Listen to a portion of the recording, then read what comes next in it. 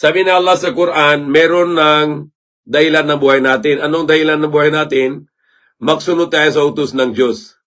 Okay, yun ang dahilan ng buhay natin na sumunod tayo sa utos ng Diyos.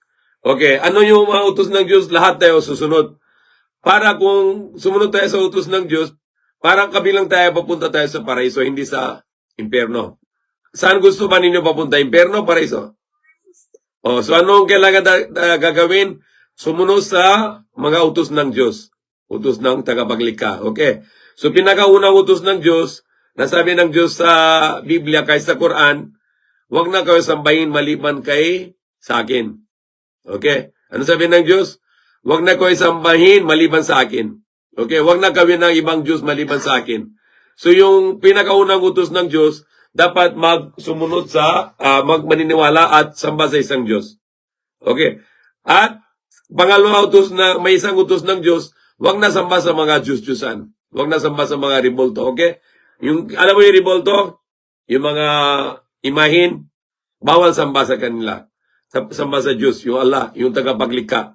Okay. So yan ang pinaka-importante. At mabuti sa magulang, yung tatay, nanay, wag na insulto, maglagi respeto, at maggawa sa mabuti sa mga asawa natin, mga anak natin, mga kamag-anak natin, okay, at lahat ng kapwa-tao. Okay, bawal sinungaling, bawal nakaw, okay, bawal chismis, at laging totoo, wag na sinungaling, okay, hindi loko sa tao, okay, at hindi ka pwede na kasama relation yung isang lalaki sa babae kung walang kasal. Okay, at bawal inom ng alak, bawal sigarilyo, bawal ng droga. Okay, so kung gagawin ng mabuti lahat at sumunod sa utos ng Diyos, papunta sa paraiso. Kung gagawin ng masama, papunta sa impyerno. Okay, so halimbawa, kung hindi ka umayari na isang bagay, wag na kunin. Kukunin mo ito, bawal. Okay, bawal magnanakaw.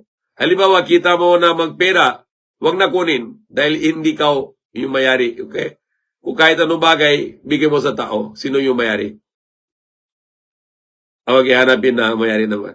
Saan kayo dito nakatira sa Sariaya? Sinong yung patay-tatay niya? Okay. Okay, tulong-tulong ko sa inyo. Okay, and then, kailangan mo, wag na kunin sa tao na walang paalam, magpaalam, okay? At hingi ka na ng tulong, wag na yung nakaw, malaking kasalanan, okay? Punta ka sa supermarket, bawal nakaw. Punta ka saan, bawal nakaw, okay?